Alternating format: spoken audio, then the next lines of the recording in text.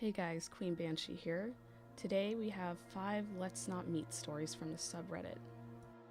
The first story we have is Scary Crackhead by Bossy Monkey. This one happened when I was about 16 or 17. I can't remember which. I was attending high school in a very small town in Georgia. I didn't like riding the bus, so usually I'd walk to my mom's work after school. It wasn't far. The only thing separating her work from my school was this big neighborhood. It was about a 20-minute walk. It was a pretty rough neighborhood, run-down houses, bad people, criminal activity. Honestly, I didn't know why my mom let me walk through there. I think she tried to tell me not to, but I talked her into it. One day, my friend came home with me after school. We made it down the longest road without any problems, but at the end of the road was a well-known crack house. Usually nobody was there around this time, but this day there were a lot of guys on the big front porch. They saw us and got really quiet. Anyone who was sitting was now standing. They all stood as if they were about to run at any second. We were nervous, so we kept our heads down, kept walking, and tried to just keep talking to each other. From behind us, we heard one of the guys calling to us. He said, "Hey, what's y'all's names?"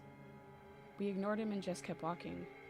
All the other guys were talking about us to each other and encouraging the one who was talking at us.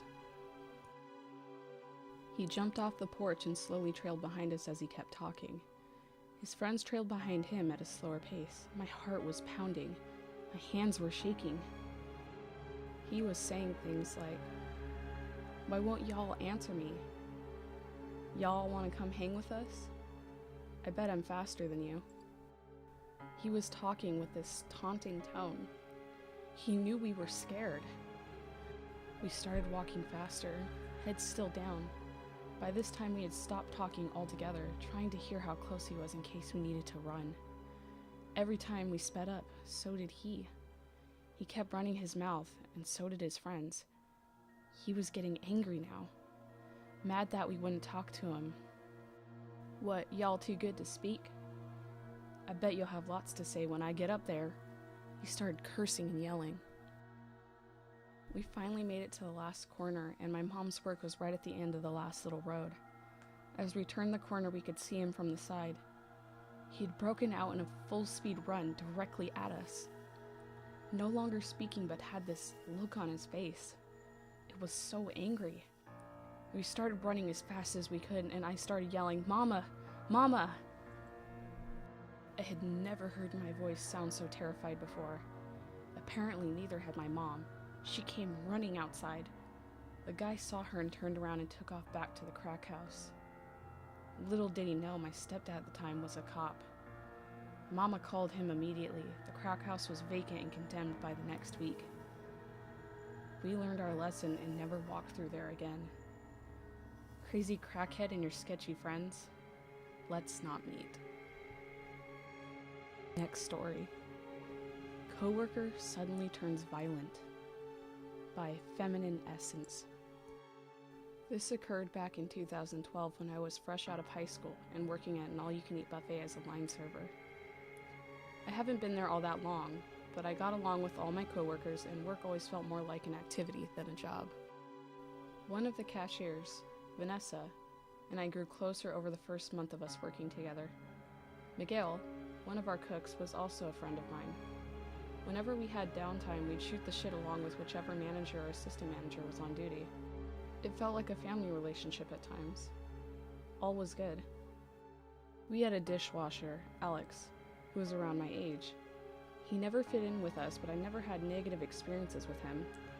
Miguel, on the other hand, had complained about Alex on a couple of occasions, stating that Alex would sometimes glare at him for no discernible reason, and that he would sometimes see Alex slacking off and talking to himself in the dish room, and would even ignore Miguel whenever he tried to confront him about why he's not washing the cookware that Miguel needed. Nothing serious ever occurred, but out of nowhere, on a relatively relaxed evening, I'm out on the buffet floor assisting a customer with their food. The peaceful atmosphere of the buffet was interrupted by Miguel yelling out in pain. The next thing I heard was heavy crashing noises that sounded like tons of metal cookware falling onto the floor. The other line server, Jeremy, Vanessa, and I ran back to find Miguel sitting on the kitchen floor, surrounded by several pieces of cookware, holding his chest. He stabbed me! Ugh! Fuck! He struggled to yell out in pain, holding his chest, where I saw blood on his shirt and hand. I got my phone and called 911 while Jeremy ran for the first aid. The assistant manager came into the kitchen and asked what happened. Miguel, struggling still, said that Alex stabbed him. The assistant manager ran around looking for Alex, but to no avail. When the police and ambulance arrived, they came through the back door. Everyone on duty continued to work since there were still guests in the buffet.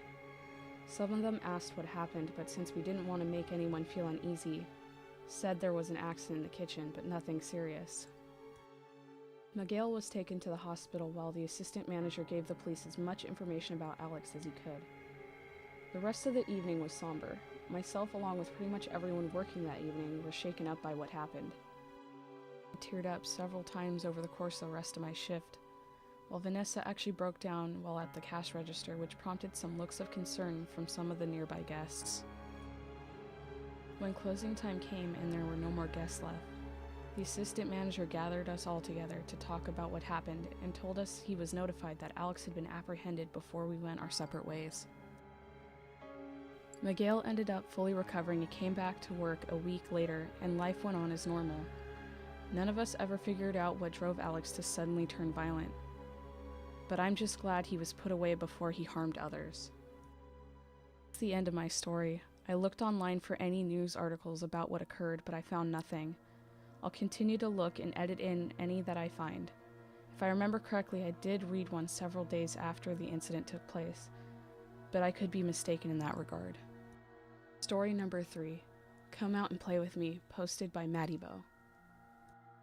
Hi everyone, been a subscriber for a while, but unfortunately I haven't had my share of experiences eventful enough to warrant writing about. The situation I'm going to talk about happened about 2 weeks ago. A little background.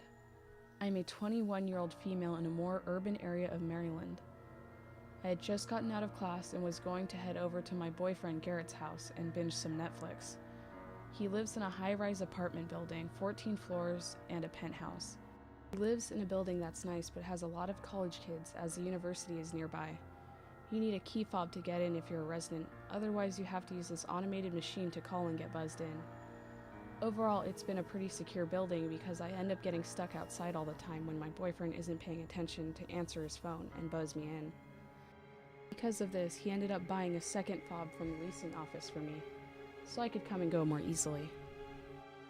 Anyways, it was past 8 o'clock, so I couldn't park in the resident parking lot as I didn't have the resident parking pass, because they're expensive as fuck. The apartment building backs into a huge parking garage for the mall that's right behind it. At night I park over there since it's free and I won't get towed. I have to walk up a hill and down a little path to get back to his building. It was about 10 o'clock, and as I'm walking down the path I catch a strong-ass whiff of alcohol. I look ahead and there's this guy about my age standing there smoking a cigarette. He sees me and gets excited. He basically shouts, "Hey gorgeous," and as I walk by proceeds to follow me. As I've said, the building is home to a bunch of college kids, so I figured he was drunk and annoying and didn't get too worked up about it. Proceeds to follow me up the hill towards the door and tries to put his arm around me. This dude reeks, and he can't walk without wobbling and slurring his words. As I try to dodge his arm, he says, "Hey now, what's wrong? You don't want to be friends? You don't want to be my friend?" I laugh nervously and tried to be firm and say, "Sorry, I have plenty of friends. I'm not interested. Have a nice night." I don't want to have him follow me into the building, so I'm trying to shake him off. It doesn't work. "Don't be like that. I'm just trying to be a nice guy. We should definitely be friends." "Hey, where are you going?" As I try to scurry into the building. Before anyone points out, yes, I would have called my boyfriend, but I had been in class all day and my phone was dead. He follows me into the building and proceeds to follow me into the elevator, which I had been trying to avoid. He starts mashing the buttons. He keeps trying to lean on me and put his arm around me and pull me into a hug, to the point where I told him to get the fuck off me and keep his hands to himself. Fortunately, from him mashing the buttons, it stops on the second floor and there's a guy standing there looking confused at the situation. I shoot him a "help me" look, and he catches on. He walks into the elevator even though it was going up and he was trying to go down. I get off 2 floors below my boyfriend's actual floor, glad to be rid of the dude. At that point, I thought he was just a very persistent drunk creep. Nothing too much out of the ordinary, being a college-aged girl. I encountered them every weekend when I go out with my friends, and they're usually harmless. I take the stairs the next 2 floors up and breathe a sigh of relief as I walk into my boyfriend's apartment. I tell him what happened and he was absolutely livid. We lock the door, make some dinner, watch Netflix, the whole 9 yards. I'm not really up to walking back to my car even though my boyfriend offered to walk with me, so I decide to spend the night. We're in bed sound asleep until around 3:30 in the morning. I hear a loud bang, bang, bang on the door. It wakes us both up and we're bewildered as hell looking at the door.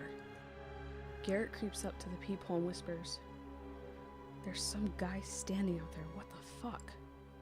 As I get up to look, this dude is literally trying to open the door and is rattling the doorknob hard as hell. And then slam, he throws his entire body weight up against the door. I exclaim, "That's the same guy from earlier that followed me into the building." "I know you can see me. Come out and play." We both back away from the door. We stand there for a second, pondering what to do. Then I start hearing this weird, heavy-ass breathing. I put my eye up to the door and this guy has his hands down his pants and is fondling himself. I jump back and tell Garrett what happened. We walk back into the bedroom to grab our phones to call the cops. And when we peer back through the peephole, we don't see him. We waited a few minutes and he was gone. I had to be at work at 8:30 by the next day, so against my better judgment, we didn't call the cops. Part of me figured there was not much we can do because he didn't actually do anything. The only cameras are at the elevator, so it's not like they could have seen him jerking off or anything. As I'm leaving for work the next morning, my neighbor who I'm friends with is taking her dog out. I tell her what happened as we're taking the elevator down to the ground floor. Was he a dirty blonde, wearing khaki pants? That dude was sleeping in the hallway on the ground in between our apartments. My boyfriend saw him when we went to move his car at like 6 a.m. My guess is that he either left and came back to fall asleep on the ground, or when we peered out the peephole we couldn't see him because he wasn't in line of sight. Either way, I don't know how he knew what floor, much less apartment, I went into. He didn't know my name or my boyfriend's, and he was still in the elevator going up when I got off on the 4th floor. So fucking creepy. Creepy drunk asshole? Let's not meet. Story number 4. Random weirdo who licked me, posted by No Pineapple on Posa. So this happened in late 2014. I, being a teenage girl, was looking in the pharmacy, sniffing different perfume, and looking at cheap makeup. As I was leaving the store to head back to the grocery store, which was a few stores down the road, to meet my mom, a man looking maybe 35 to 40 years old walked up to me and started talking to me. He said his name was Michael. He asked me if I had a boyfriend, and I said yes. He said that he would be a better boyfriend than my boyfriend could ever be. I told him that I had to go, and that's when he grabbed my arm and pulled me in and licked the side of my cheek. I screamed as loud as I could, and he let me go and bolted away. I found my mom and we contacted the police. It turns out this man escaped from a mental institution a few streets away and was on the sex offenders list. Creepy face licker? Let's not meet again. I was 14 at the time. Story number 5. Creepy man in the black truck, posted by Bossy Monkey. I've had a few things happen, but this one happened when I was 15 and living in Florida. Our neighborhood was just a one-loop road right down the road from a much larger neighborhood. Even though our neighborhood was pretty nice, the town in general was. Well, it didn't look all that bad, but it had a ton of trashy people and criminal activity. Anyway, my 3 younger siblings all rode an earlier bus because they attended elementary and middle school. So my stepbrother and I were the only ones at our bus stop at the entrance of our neighborhood. We didn't really get along and didn't really like each other, so much so that we walked to the bus stop on separate sides of the road and stood on separate sides until the bus arrived. One morning, a big black truck, exiting the neighborhood, pulled up between us. I had never seen the truck or the man before, so I don't think he lived in our neighborhood. There were no cars coming, but he just wouldn't go. He was just staring at me. Of course, I started to feel uncomfortable. After about a minute, he said, "Hey, you want to ride around with me?" I felt my face turn red and hot. I was so freaked out. I told him no, and I was going to school. He said, "Are you sure? You can just skip school and ride around with me." I tried to be firm and loud, hoping he might be scared someone would see and hear us. Again, I told him no, and that I was going to school and that he needed to leave me alone. He never said another word, but he still wouldn't leave. He just sat there looking at me. Finally, the bus came around the corner and he took off. I was so shaken up, there was no way my stepbrother didn't notice that happen. He was right on the other side of the truck, and he never said a word. After school, when the bus was taking us home, I saw the same truck sitting outside the neighborhood. I almost started crying. The bus stopped and my stepbrother got off, but I didn't. He just went on without me. As the bus pulled off, so did the truck. Since the truck was leaving, I told the bus driver that I'd missed my stop. As soon as I got off, I ran to my house. I never told anyone, not until more recently. So, creepy man in the black truck, let's not meet again.